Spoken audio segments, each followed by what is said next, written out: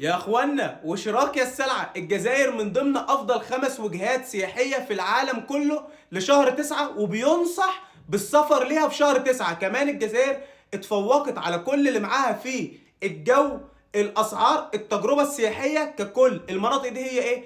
جزيرة مايوركا في اسبانيا، لشبونة في البرتغال، جزر الكاريبي، مناطق او منطقة في اليونان، واربع مدن جزائريه. تخيلوا 4 مدن جزائريه. الجزائر العاصمه وهران، بجايه، يا رب اكون منطقه صح، وعنابه. فالجزائر ما شاء الله شابه بالزاف. فلو حاسس ان الصيف ضاع عليك، ولا رحت مالديف ولا رحت الساحل، روح للجزائر. روح للجزائر. اكتبوا لي رايكم في التعليقات، وايه اكتر مدينه بتحبوها في الجزائر، او افضل ولايه، اجمل ولايه بالنسبه ليكم. ولو ما زرتش الجزائر زي حالاتي، لو ناوي تزور الجزائر، ايه اكتر ولايه نفسك تشوفها ونفسك تزورها وحاسس ان هي الاجمل في الجزائر؟ انا بالنسبه لي تيزي وزو، فخمه، حبايب قلبي، تحية الجزائر، سلام.